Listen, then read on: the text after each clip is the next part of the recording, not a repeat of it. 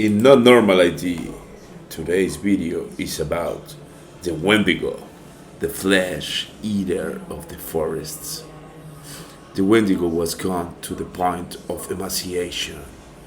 Its desiccated skin pulled tautly over its bones, with its bones pushing out against its skin, its complexion the ash gray of death, and its eyes pushed back deep into their sockets. The Wendigo looked like a gaunt skeleton recently disinterred from the grave. What lips it had were tattered and bloody. Its body was unclean and suffering from suppurations of the flesh, giving off a strange and eerie odor of decay and decomposition, of death and corruption. In Minnesota's North Woods, the forests of the Great Lake region, and the central regions of Canada are said to live a malevolent being called a wendigo or windigo.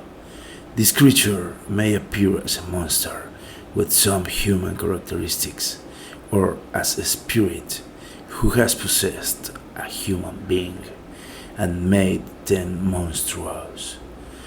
It is historically associated with cannibalism, murder, insatiable greed, and the cultural taboos against such behaviors, known by several names: Windigo, Wittigo, Wittico, Wittigo. Each roughly translates to the evil spirit that devours mankind. This creature has long been known among the Algonquian, Ojibwe, Eastern Cree, Saulteaux, West Main, Swampy Cree, Naskapi, and Innu peoples. They have described them as giants, many times larger than human beings.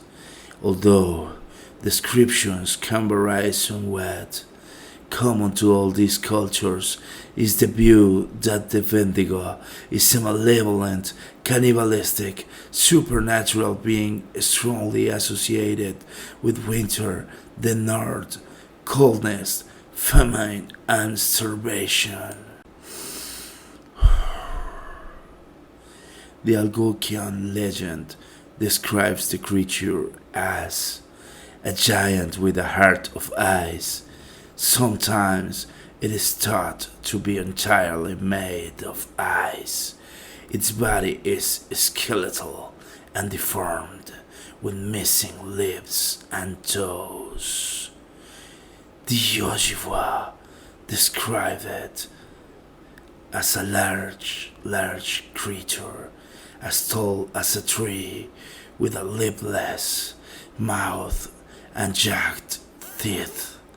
Its breath was a strange hiss, its footprint full of blood, and it ate any man, woman, or child who ventured into its territory, and those were the lucky ones.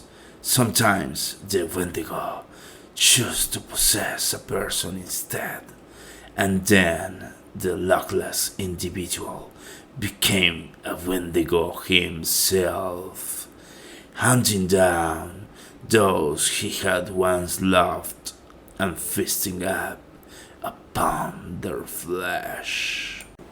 According to the legends, a Wendigo is created whenever a human resorts to cannibalism to survive.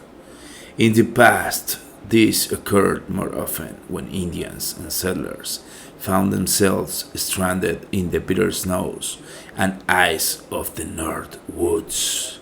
Sometimes stranded for days, any survivors might have felt compelled to cannibalize the dead to survive. Other versions of the legend cite that humans who displayed extreme greed, gluttony, and excess might also be possessed by a wendigo. Thus, the myth served as a method of encouraging cooperation and moderation.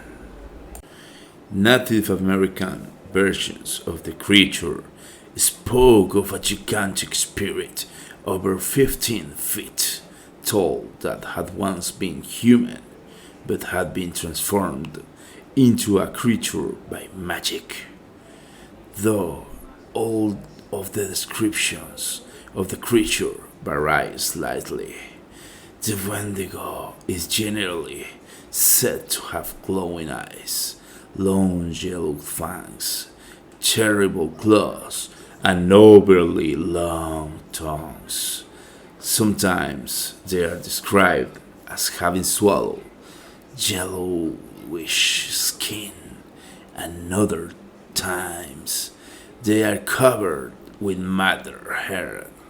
The creature is said to have several skills and powers, including stealth, is a near perfect hunter, knows and uses every inch of its territory, and can control the weather through dagger magic.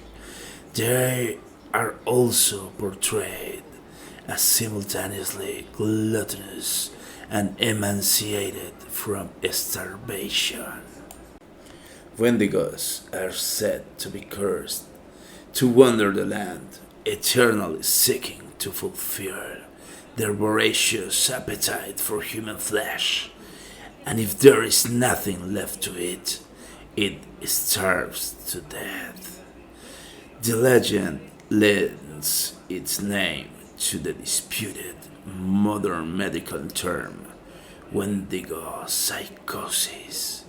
Some psychiatrists consider it a syndrome that creates an intense craving for human flesh and a fear of becoming a cannibal.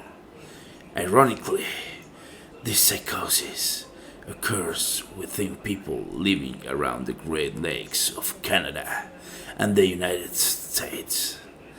Wendigo psychosis usually develops in the winters in individuals who are isolated by heavy snow for long periods. The initial symptoms are poor appetite, nausea, and vomiting. Subsequently, the individual develops a delusion of being transformed into a wendigo monster. People who have wendigo psychosis increasingly see others around them as being edible. At the same time, they have an exaggerated fear of becoming cannibals. The most common response when a person shows signs of wendigo psychosis was a curing attempt by traditional native healers. In past cases, if these attempts failed and the possessed person began to threaten those around them or to act violently or antisocially, they were executed.